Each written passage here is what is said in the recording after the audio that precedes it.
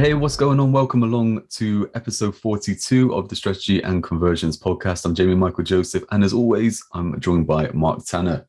Hello. Mark, Hello there. we did episode 41. We spoke about some training that you were working on. Yeah. This is something that you mentioned called the 5 Gremlins. And Yeah, we said, absolutely. we're just going to jump straight into an episode. The next episode is going to be all about the 5 Gremlins. So I know that you've been hard at work putting together the 5 Gremlins. And Yeah. I think it would be great for you to tell our audience a little more about them.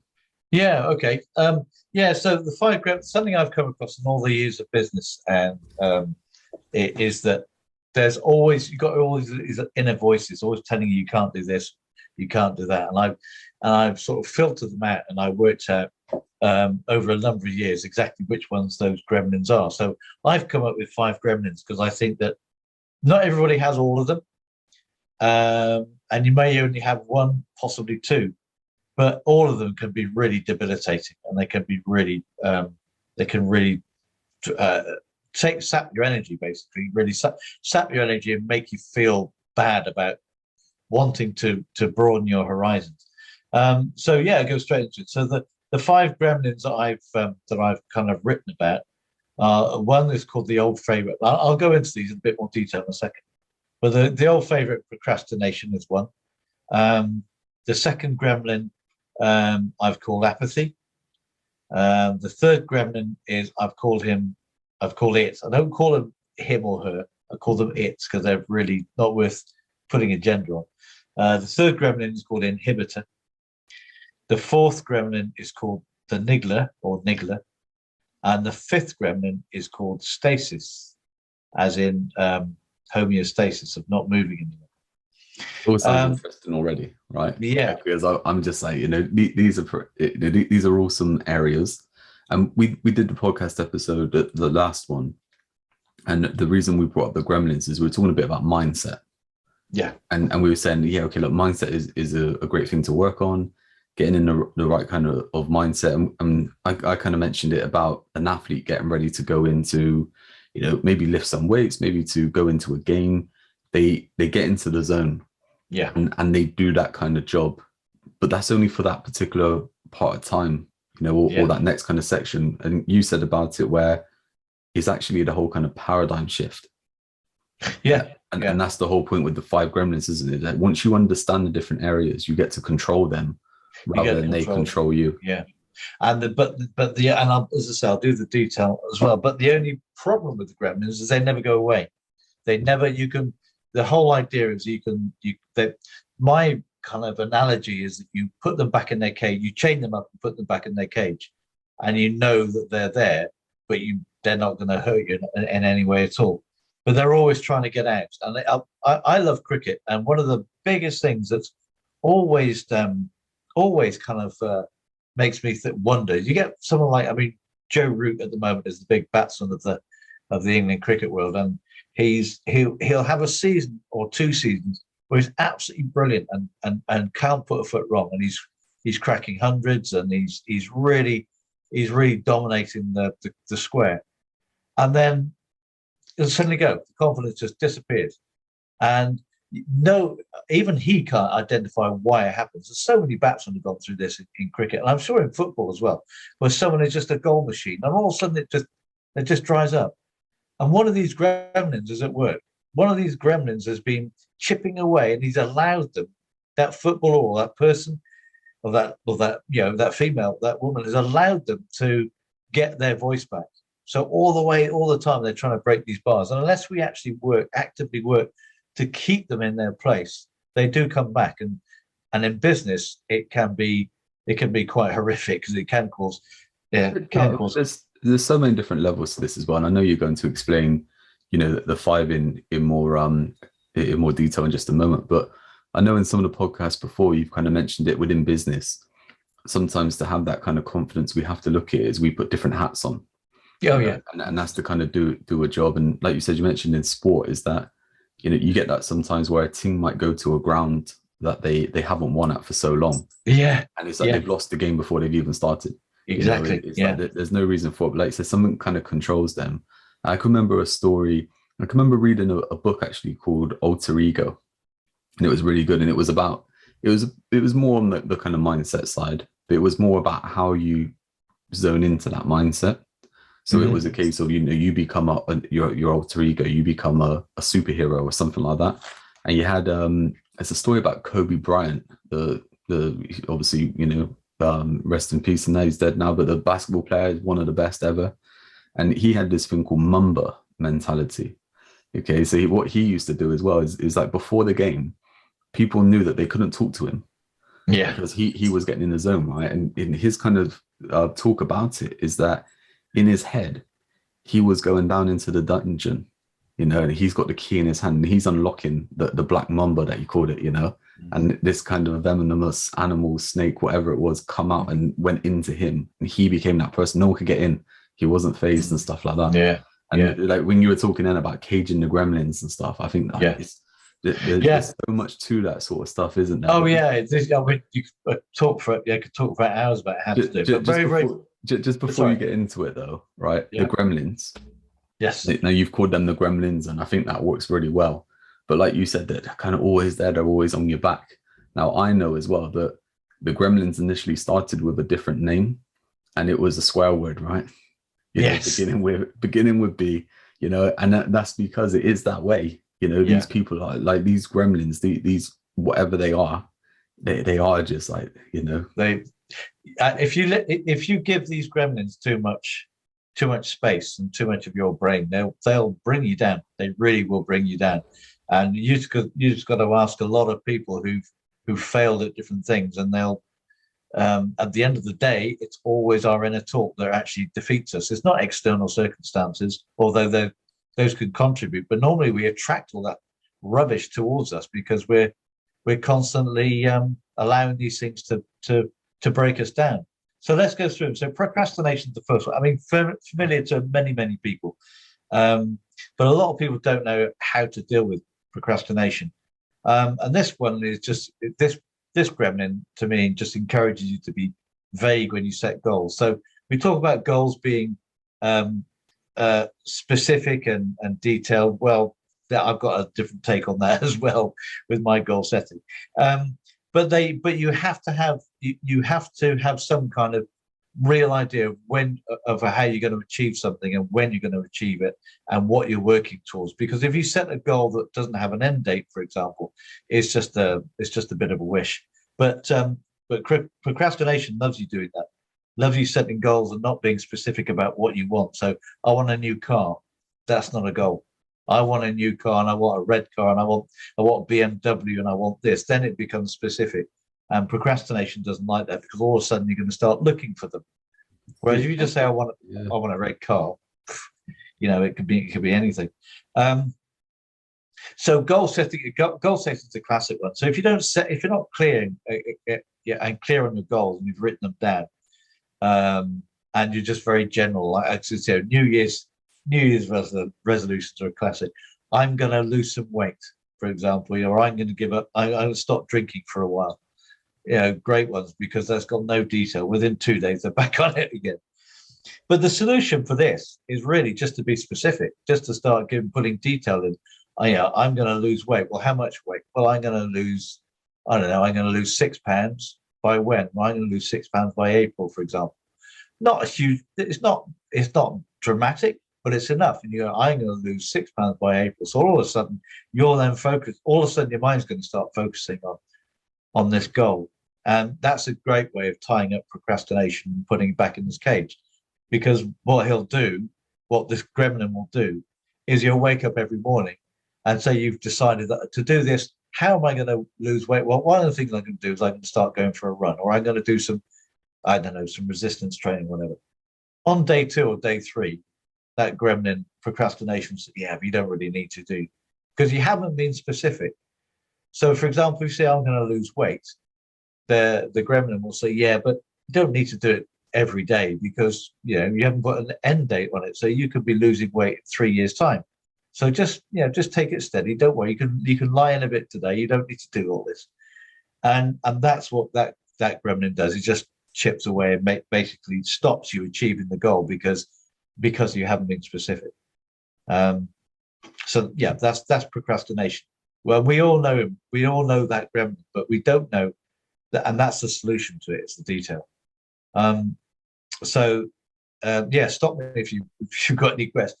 The second one is apathy, and and these are very similar, but they're not the same. Now, apathy is he's quite a quiet little gremlin, but just always in the background. And so one of the things that we need to do when we set goals and we want to achieve something is a lot of coaches talk about you've got to get into the feeling of having it there and then. So we are all feeling beings. So when we start to really connect with something, we want something, we've got to feel what it's like.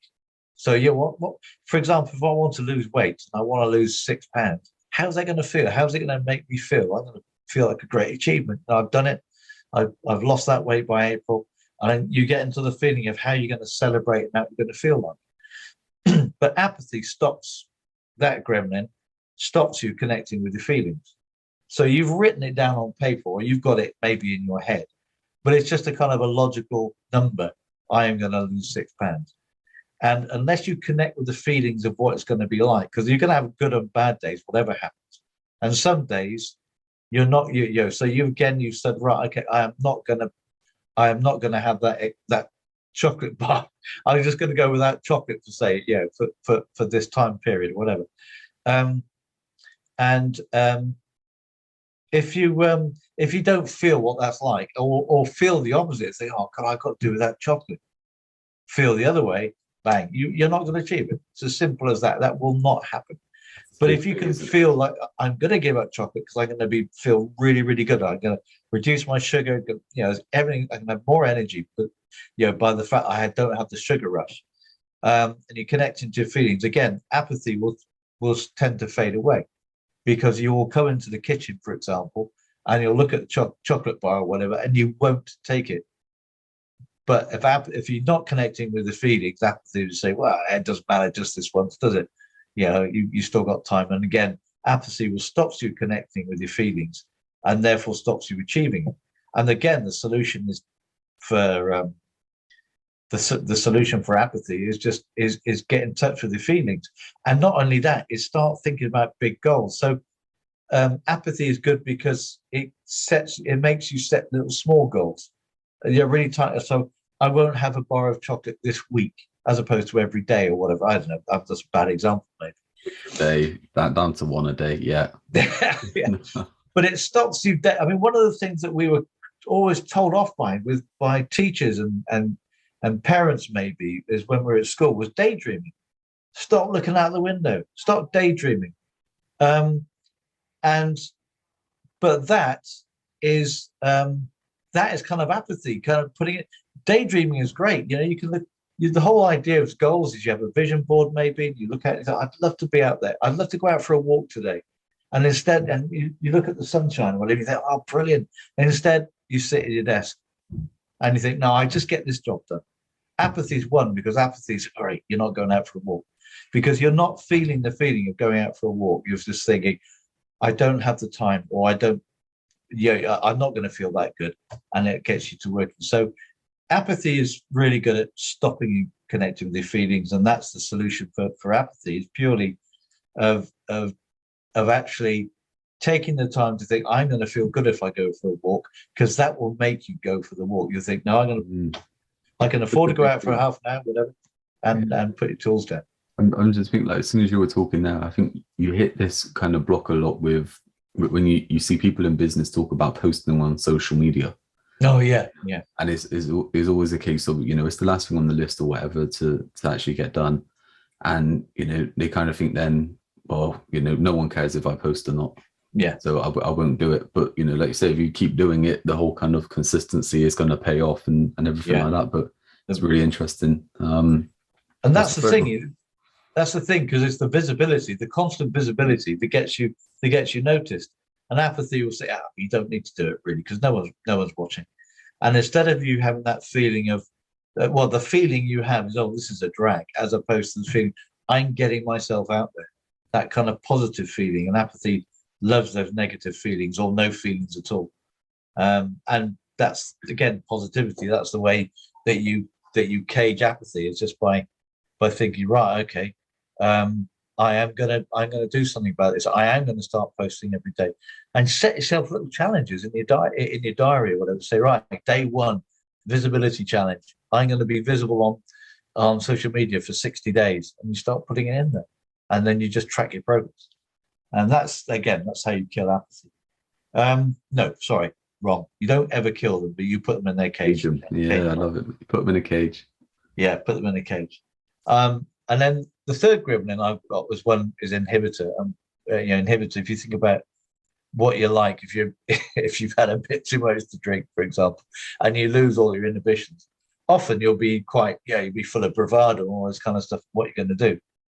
Inhibitor is loves it when you have those pent up feelings. I mean, and the case the kind of the example I used is when you were in your teens, and you one of the things that if there's a girl or boy you fancied, sometimes you didn't ever go and talk to them because you said, I can't talk to them, I'm not good enough. Oh, I can't. What are they going to say? What am I going to say? And that kind of stuff. That's inhibitor saying, instead of the people who, the ones with the kind of the street smarts, he says, just go and do it, who didn't have the inhibitor or had managed to chain inhibitor.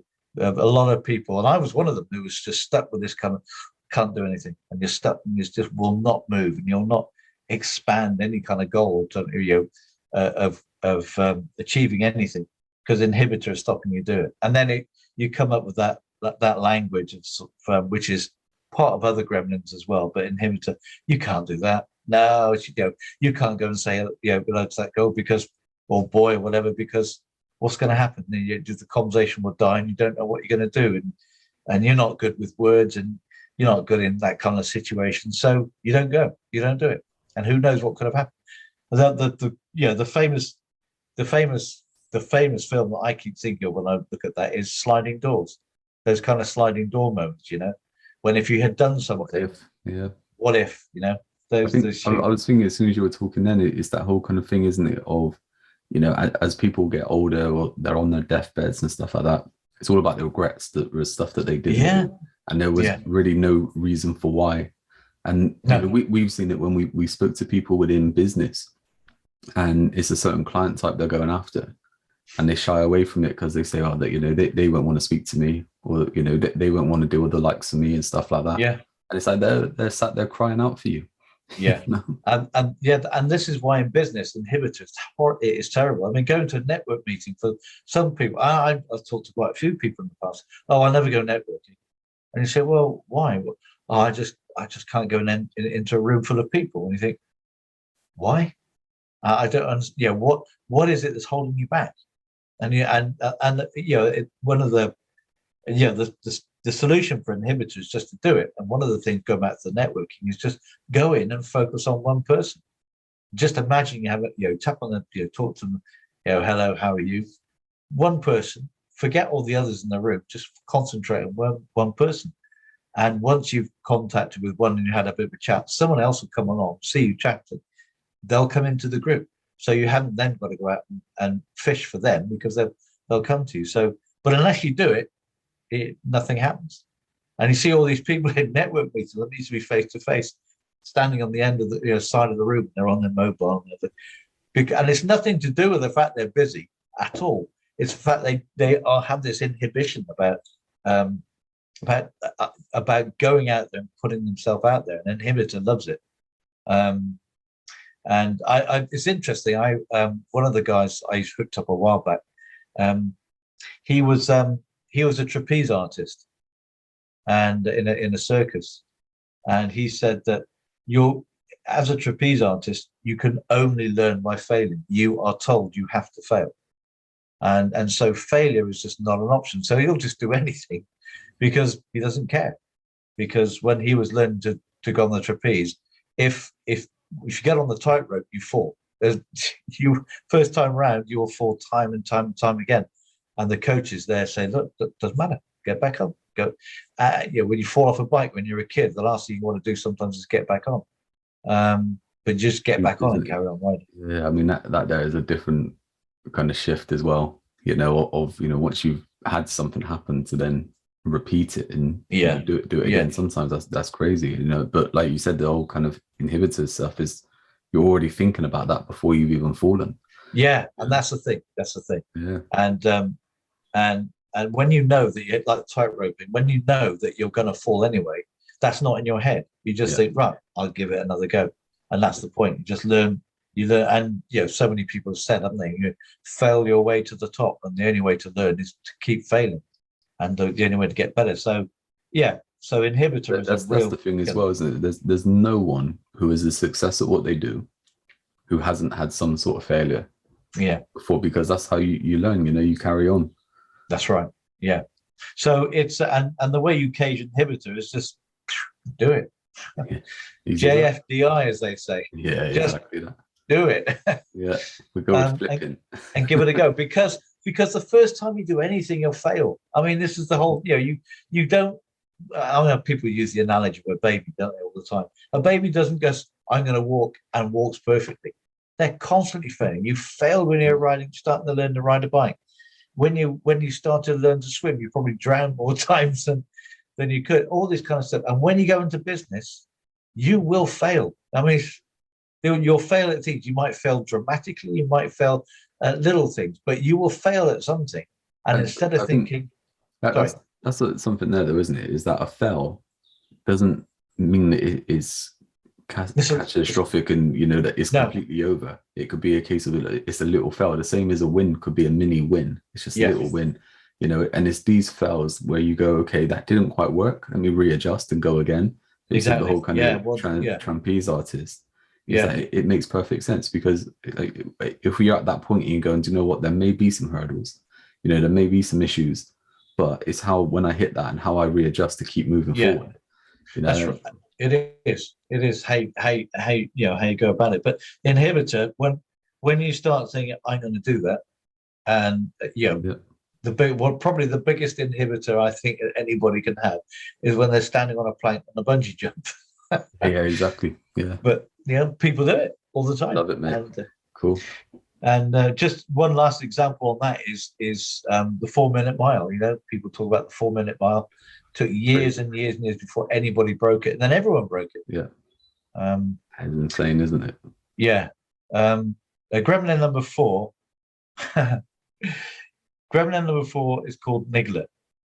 And Niggler you have them all through your life, but you had a lot of them when you were growing up. And that'd be the people that you gave authority figures to. So your mum and dad, teachers, and everything, who tried to keep you safe. I always try to have your own mind, but say, don't do that. Oh, don't do that. Oh, you might hurt yourself. Oh, don't do this. Oh, don't climb that tree. Don't do. And all the time you're building up this kind of, oh, don't do that. Don't do that. And Niggler's always, and then Niggler starts talking to you, especially if you started to fail, that maybe you climbed a tree once and you fell down when you were a kid. And Niggler will say to you, you don't want to climb that tree. You'll hurt yourself again. Or you don't want to have that relationship. You don't want to go into another.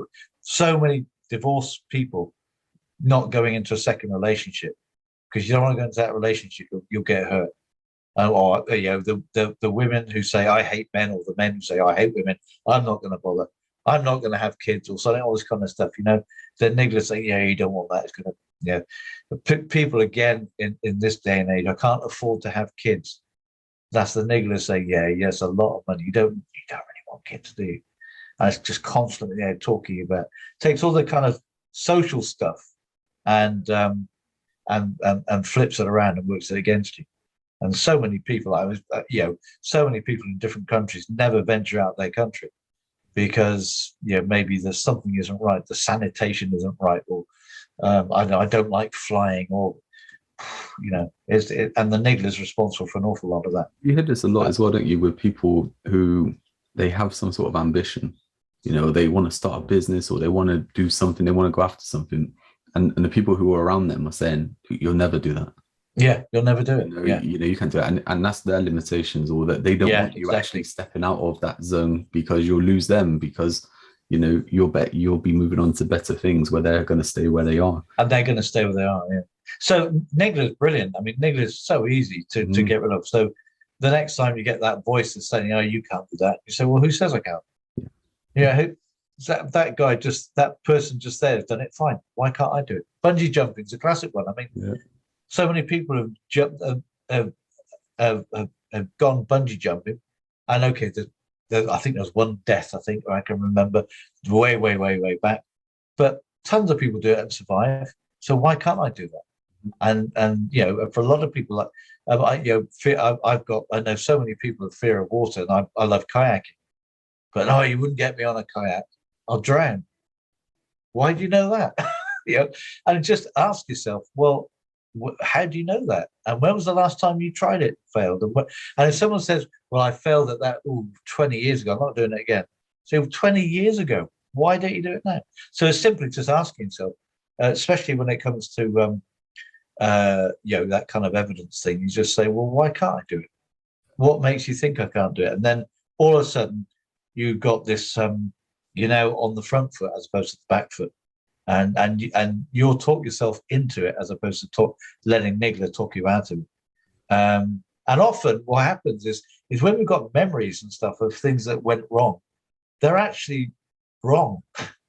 So often we've had situations. I've had a situation where I've thought about something that I thought went wrong, and years ago it was, and actually my memory was completely wrong about the event. And actually, it was a friend of mine who went through this, and I didn't realize. My parents told me when they were still alive, and he thought, I thought that was me. He said, no, it wasn't you.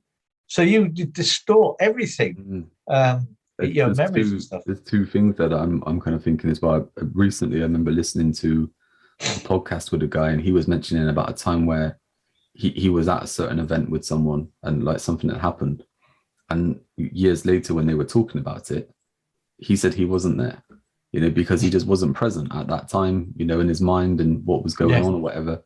He wasn't there. And there was something I can remember listening to a good few years ago that said all our memories are made up. Yeah. Because we adjust it to how we remember it, or we've seen it, at that time, how we interpreted a certain thing. And it's how we deal with that. And, I know that you talk a lot about this on the psychology side, but it is programming, isn't it? Our mind is going to react how we program it. And this is, I guess, the whole kind of 5 Gremlins thing, we're reprogramming them or caging them. Yeah. And one of the, again, it's easy to do to say, who says I can't do that? But one of the great ways of defeating a lot of the gremlins is, when I do it now, is you start tracking your progress. So, for example, you say, I can't save money I can't, you're losing money in business all the time. It just seems to be flowing through your hand. Classic example of many business owners, they can get money, but they can't keep it. So you say, right, I'm going to start putting some money away every day in a reserve account. And maybe you put back a tenner a day, for example. And again, you've got diaries, or I do recommend always people keeping diaries or journaling every day. And in your journal, you say, right, this is day one of my tenner a day challenge or something. And you can see how long I keep it going. And maybe you have a calendar in front of you. And you start on day one and you put a tenner away. You start on day 2 and you carry on. Day 3. And every day you look at that and think, I've been successful. Day 4, and I now got 40 quid in this account. Day 5 and day 6. And all of a sudden you're looking at day 21, day 23. And when you get to a certain amount of days, you don't want to stop doing it, because you don't want to break that. Especially if you've got a calendar and each day you cross it, I've done that. When it comes to the end of it, you think there's a day there without a crossing. Sorry? You don't want to lose that streak. Exactly, You're starting all over again, yeah. I mean, we do that in business, though, don't we? I mean, with people that we work with, they have certain goals and stuff, and we're like, look, well, you can't achieve them in one day. That's the thing. Everyone wants them now. Of course we do, but we need to work towards them. But what we want to be looking at is a win a day. So we want to ask ourselves that question at the end of the day is, is what I've done today, has everything I've done today moved me towards my goal? Yeah. And what we want to do there is say, yes, I've had a successful day. I've had these wins, whatever it is.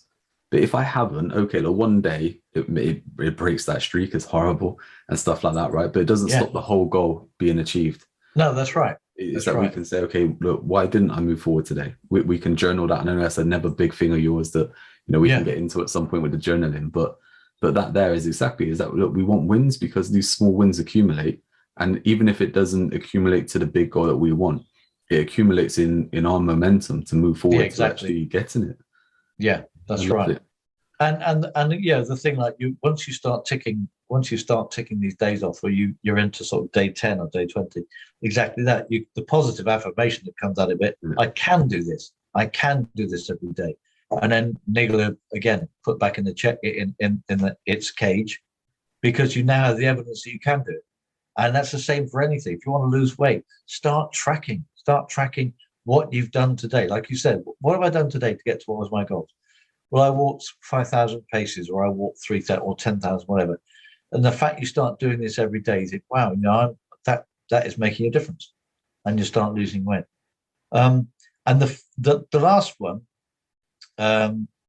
which is probably I think one of the biggest one, and not often talked about, is a thing called Stasis. And there's a Brian Tracy book called Change Your Thinking, Change Your Life. And he was saying that there's two things in the mind that really stop you doing anything. And he calls it homeostasis, but it's the same thing.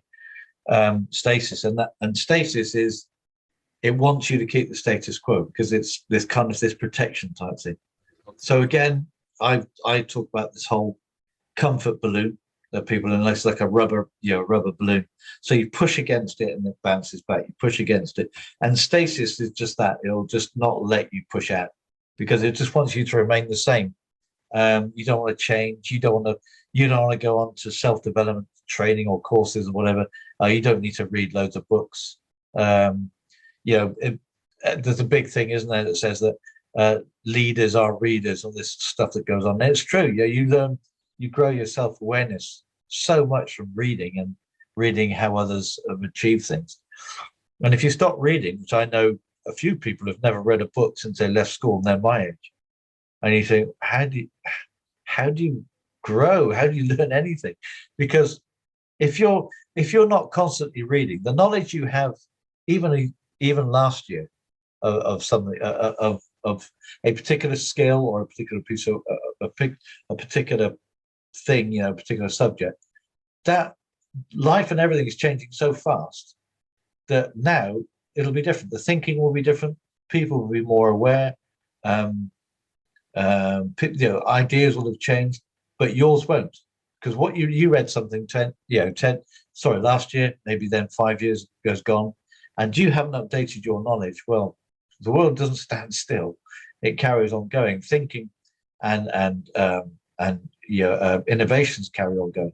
I was looking at the latest thing, isn't it, on telly, that is the Green Planet with Attenborough, and the difference of the why he's done the kind of thing all over again is because the techniques and the filming and the things that people know about stuff is just advanced so much. He's created a whole new series again, and it's absolutely fascinating. But you wouldn't have done that. Yeah, I mean, there's lots of things that I think you take old kind of television programs and they've put them into color, so you can get a different kind of process of them. And I'm even thinking with that as well, that there's a couple of in the whole kind of business marketing space, there's two authors, like two books, which in the last kind of year or so have been re-released, and it's like they're the same book, but they've been re-released for two reasons. One, that there's a slightly different kind of change within maybe something that's happened in the book, from technology or buying habits or whatever. The second is that something's changed with the author. Yeah. So either that they've got a new program or something like that they want to use the book as a lead magnet to get people into, or they're like more people know about them, right? So more people see more about them. So now when they relaunch their book, people automatically buy it. More people will buy it because they associate it with this kind of caliber now of person. And it's quite interesting, like what you're saying there, is that we have to evolve, because if we don't evolve, we get left behind. If you didn't keep up with technology, for example, in business, with the likes of the internet and smartphones, all this thing, you would be out of business. And it's that. Exactly. And if you think of money, for example, if you don't keep up with inflation, well, you're losing money. You keep losing it. You lose it. So it's that kind of thing again with your mind, is that, look, if you're not looking to get out of that balloon, then you're going to be stuck in there, and being stuck in there can actually be more damaged than just being stuck in there. Absolutely. And there's a great quote I heard the other day. Apparently Einstein, I didn't know that Einstein used to teach, but Einstein used to teach his theories and scientific discoveries to people. And he used to have students, and he used to set exam papers for them. And one guy, one of the students asked him, he said, these questions, don't get me wrong, said, these questions on this paper, aren't they exactly the same questions as they were posed last year? And he said, yeah, they are. And he said, well, so people will know. So that means that how can you have two exam papers, 2 years with the same questions? And Einstein turned around and said, because the answers have changed. But yeah, because it's just everything's evolved, thinking's evolved. So if you answered that paper today with the answers from the previous year, you'd be completely wrong. So it's just evolving. Yeah, studying is evolving so much. We've had these conversations, haven't we? Like for myself, when I talk about the kind of the marketing knowledge, the kind of the sophistication and the different areas within there where they're always changing. People who have taught you stuff, or still even today teaching tactics from 3 years ago, 5 years ago, they don't work. No. It's like they were great at the time, but they don't work now. They don't, exactly. And it's like, but it's insane how people keep in that kind of, just that there. And there's a story, actually, not a story, but just an example that always stuck with me. And I think what you're saying here is exactly this: is that there's that whole kind of thing with the circus of, like, when they used to have animals and stuff like that, is they would have a baby elephant and they would chain it to a little spike in the floor. And because the baby elephant is tiny, it can't move away. It's stuck there. As the elephant grows and it's massive and it can destroy all kinds of things, but when it's chained to that stick, it doesn't move. It doesn't move. Yeah, because it's tried before and it isn't going to get anywhere. That's a great example. And so the solution for stasis, again, is well, say simple. For me, it's simple because I do it now, but for some it's not, and that is just you've got to get out of your comfort zone. So self-development, start reading books, start thinking about if you've got a problem in business, especially, is that you have something that just isn't working. You can't work out why it's working. Go and ask somebody. Think through it by all means. Think about what all the things that you could do. But start asking other people. Say, have you got this problem? And they say no. So okay, how did you get around it? Just start finding out and increase your awareness. So stasis wants your awareness to actually diminish, probably, and definitely wants to keep the status quo. And let's face it, we know that nothing. You either go forwards or you go backwards. So there isn't such a thing as status quo. You're actually regressing. And business is a classic one of that. If you try and remain the status quo, your business is failing. So you need to just develop yourself, read, learn all the stuff you can in your particular area. There's the worst, like you say about marketing. The worst thing is that someone says, "I know marketing." You never know marketing. You never. It's like with me with mindset. I never know. It's always a learning thing because they're discovering so much about mind now that the stuff that was being taught 10 years ago just it's just radically different. I think that there, explaining it in a way like which you just have. I mean, the whole kind of thing with the 5 gremlins is that, look, mindset has been a big thing of yours, and especially like business mindset and overcoming different things. And we talk about the psychology side within marketing as well, because obviously from the writing side and that sort of stuff as well, we look at that. But quite rightly, like you said, is look, all this kind of stuff is evolved from stuff that has been taught before, stuff that has worked before, but that stuff becomes outdated. That stuff becomes diluted. It doesn't work as well today as what it did 20 years ago because lots of other things have changed. Different habits and stuff like that have changed, and we have to obviously adapt to it in a way that works for us. And that's the same with business marketing, the business mindset side and all that kind of stuff. And it's like you have to come up with new kind of models and new methods and frameworks to pass through them. You have to obviously get to a point where you can actually understand what the problem is before you can find the solution. And the classic, obviously the biggest classic thing I suppose the fastest moving thing probably that is around at the moment is computing and technology, isn't it? I mean, it's just ridiculous the speed at which it increases. Back in the 70s and 80s, I was involved in IT and even the noughties, and I thought it was just going at incredible pace then. But no, it's just mind blowing that people can. And the problem is also is that I remember when you used to get people back in those days who say, "Yeah, I'm into IT." And I know everything. And this is a classic one. I was training Microsoft Word years ago when Microsoft products. So back in I guess the 1990s, when Microsoft products, the Office products were quite advanced from when they first came out, but obviously they're incredibly limited to what they were doing now. But you get people who say, "Yeah, I know all about Microsoft. I can train anything in Microsoft." You say, "You can't, though, can you? Because within a day, something changes. A new product's released, something changes all the time." So I used to train Microsoft Word, Excel, PowerPoint, all that stuff. I don't even know my way around Word now very, very well at all.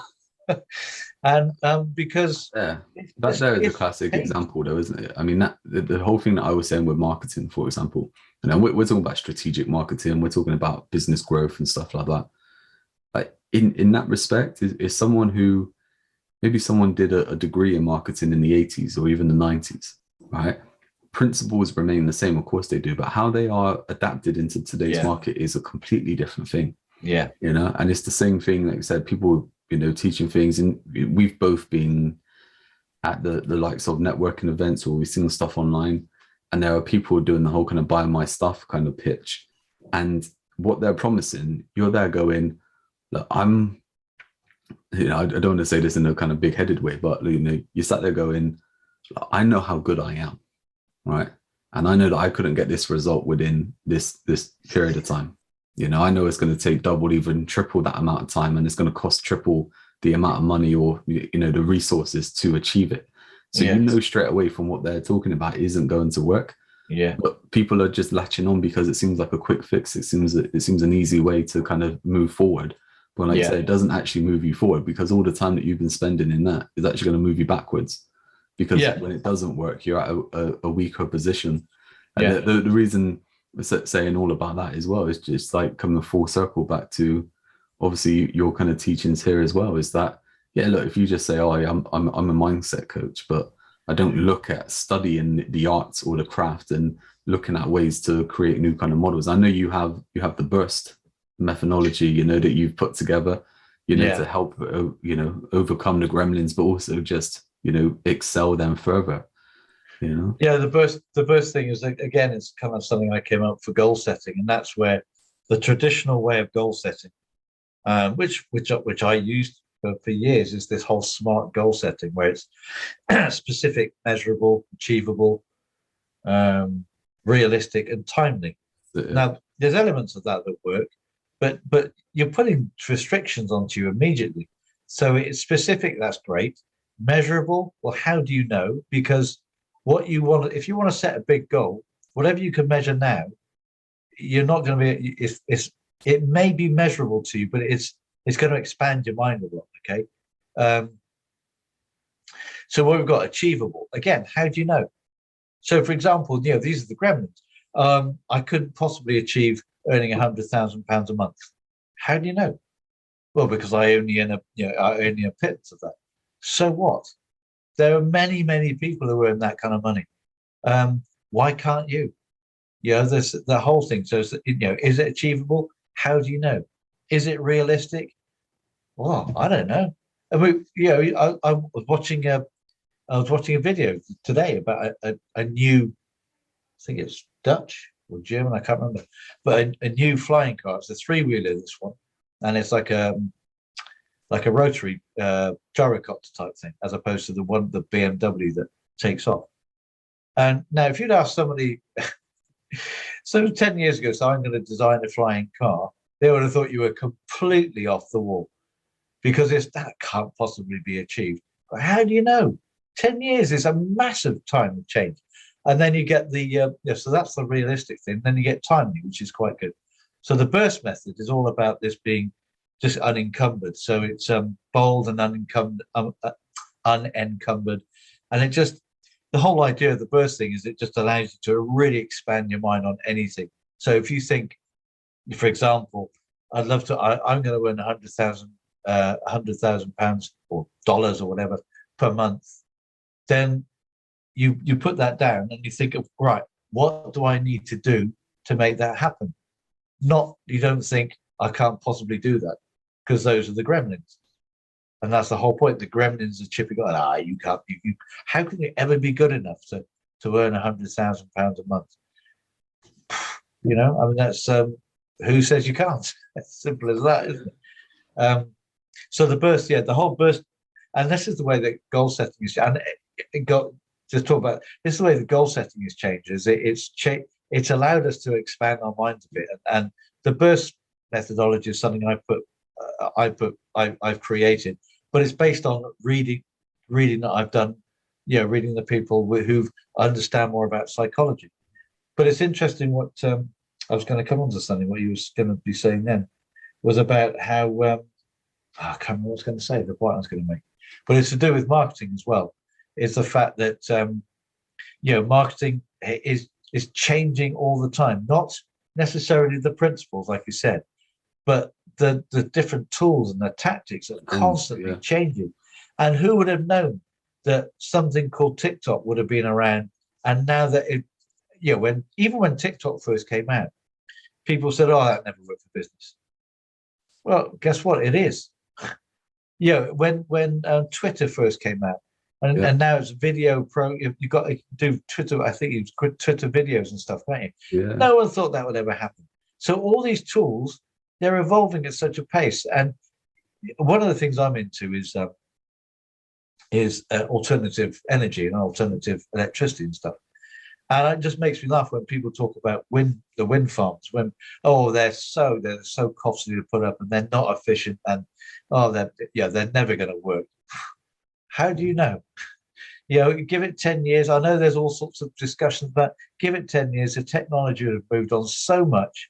They could be the most efficient way of producing electricity. We don't know. That's the point. That's the thing. I was just going to pick up on that. I just had to Google it because it escaped my mind completely. But you're just talking about TikTok, right? Mm-hmm. And TikTok is huge right now. And it's like, I know we've done the podcast episodes in the past where we've kind of laughed at TikTok, and we're not laughing at it as a platform or anything like that. What we're laughing at is the people who are doing the dancing videos thinking that they're just going to get some money from it, or some business from it. They could be a plumber, but just because they're doing a dancing video, they think they're going to get some money from it. But you think about it that way, TikTok has been around for quite a long time, right? And it was around a long time before it was called TikTok, because it was called Musical.ly, or music.ly, I think it was, musical.ly. And it was around for ages. But do you know what? It just never caught on. And then it got to a point where it did catch on, and people adapt and people use it. So it's like, that whole kind of thing, like, look, things need to evolve, whether it's technology, whether it's a buying habit, whether it's a trend, whether it's just, accessibility, things evolve all the time, and you need to take advantage of them. And that's, like you said, if you're looking at a SMART goal and it's restricted, and we see this all the time where people are like, right, okay, this is our focus. We're only going to put money or energy or resources into this tactic here. And it's like, well, you're leaving all this money on the table because you're not exploring this area. Yeah. Or you're not open to exploring, this area, or even shifting tactics, that whole kind of phrase, isn't it? Of, well, we've always done it this way. Yeah, that's right. Yeah, exactly. And that, and that is, I remember we were talking to a cybersecurity, I think, weren't we, company a while back. And that's the way we've always done it. You think, well, why don't you change this? Change the way you've always done things, because that's the other thing, isn't it? Well, we've always done it this way, but we're not getting the results anymore. Well, the solution is in the word, the paragraph you just said. Change it. But I think man is so innovative. I mean, a lot of people say, oh, we're kind of stuck and we don't change things. Man is innovating all the time. Everything is being innovated all the time, where people are actually coming up with new things or adding other things to to make it better, whatever. And it doesn't, just because we can look through through history and see how things like the light bulb was created and all these things. Oh, well, that was a wonderful time. It's all happening around us now, but we're not paying attention to it because we're not aware of it. And the flying cars is a classic. Yeah, and you know what? I think that there's something like that as well. I think there was this quote. I think it was Steve Jobs or something like that, and it was a play on the Henry Ford quote. That, if I asked people what they wanted, they would have said faster horses rather than a car. And Steve Jobs' one was something along the lines of, like, people only want something when they see it. So they're not thinking about it. But then and what we look at there is a new realization, and that could be that they see it for the first time, or they realize that it's available for the first time, and then all of a sudden it's like, yeah, okay, I want that now, where they weren't thinking about it before. Maybe they didn't know it existed, or they thought it was too far out of their reach. Something happens and it becomes that way where they go, okay, I can now have this and I want this, now, and how do I take the next steps? And I think as well, Mark, obviously we look to kind of wrap things up. I think we're approaching an hour, when we're doing this. I know once you start talking, that's it. I think as well, mate, we had a chat at the beginning. We said, we'll just do a snappy one, 20 minutes. Hour later. I think that's just testament to you in this area, how you're so passionate to it, because the in-depth that you've gone into it. And I mean, look, I don't know when we will get it available. It's going to be really soon to put it in one place, but you have done your you have done some videos on the 5 Gremlins going into more detail. So what we'll do is we'll put a link, wherever you're listening to this to get a bit more information on that, and a bit more information on the burst model and stuff like that as well. Okay. And obviously how you can help people to get through. But I guess, to wrap things up, is there anything you think to either add or to summarize? I think just talking about the Gremlins really is always challenge yourself. The thing I'd come up with is that if you don't think you can do something, or if you stop yourself doing something, is question it. So I'm just thinking of some examples. So, for example, you might be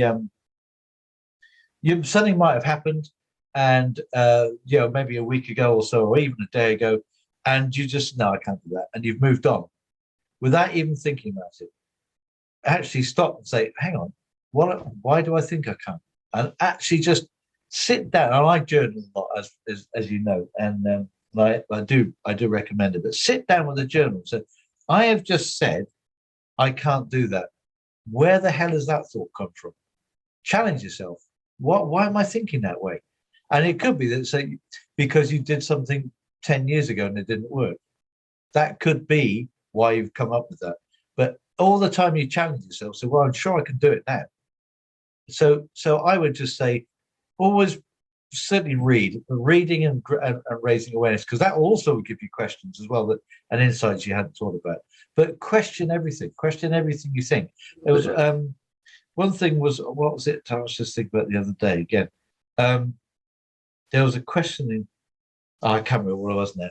But you say, oh, that's a bit far-fetched, isn't it? I'm not sure that'll ever work. Question it. Why do you think that?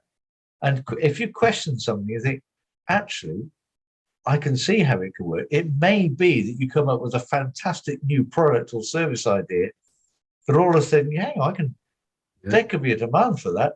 And that may be a new business idea that two seconds before you didn't even think about. But question yourself. If you question yourself, you might find there's a lot more in your head that you can actually that you could with which you can grow your business. I think that, like myself, I was thinking then, summarizing it up to me is that thing of ask why. Whether it's asking yourself why and stuff like that. There's to wrap things up, I'll end with a quick story here. There's I can remember reading this years and years ago, but it came to my mind that when you were talking in one of the Gremlins, and there's a story about you've got this family and they sit down to dinner, and it's like the mum brings out this lamb in a tray, and the ends have been cut off. right? And the daughter or something, she asks, why are the ends cut off of why do you cut the ends off the lamb before you cook it? And she said, I don't know, my mum always did it that way. So like, they were quite like interested and inquisitive and stuff like that. So they spoke to the mum, they spoke to the mum's mum, the nan, and said, oh, when you cook your lamb and everything like that, you cut the ends off and everything like that. Why do you do that? And she said, well, it's because my mum used to do it that way. And it's like, okay. So they managed then to go and see the grandma, and they said, look, we've been trying to get to the bottom of this. Like, what's going on? When you have this recipe for your lamb or whatever, you cut the ends off before you put it in the oven. Why is that? And she said, well, the tray I had was too small for the lamb. So we used to cut the ends off before we put it in. And it's like, this family, they've been doing that all this time. Yeah. But it's completely different. Yeah. They had the opportunity to be able to just cook the lamb normally and stuff like that. But they cut the ends off because there was a restriction. Because that's what you did. Ago. Yeah. And it's like stuff like that. It came into my mind as you were talking. I was like, I'm going to have to get this in somewhere. But that there is exactly it. Well, exactly right. So ask yourself why. Everything. Challenge everything you do. Because sometimes you might think, well, I'm doing this because of such and such. Think, okay, that's fine. Exactly. But challenge it. Because you might find that, why am I cutting the ends off? Yeah. There may not be any reason at all. So, yeah, definitely challenge everything. Right, let's end it there. Yeah. It's always been a pleasure. Indeed, yeah. Great. That's it. And we'll catch you all next time. Yeah, okay. Cheers. I hope keep questioning and see you again soon. Yeah, and look, I mean, look, this quickly back in. Look, if we can help in any way, strategyandconversions.com. If there's anything you want us to discuss on the podcast, email us at podcast@strategyandconversions.com, and we'll be happy to help. But for now, that's it. Mark, thank you. Yeah. See Cheers, everybody. See you then. Bye-bye. Bye-bye then.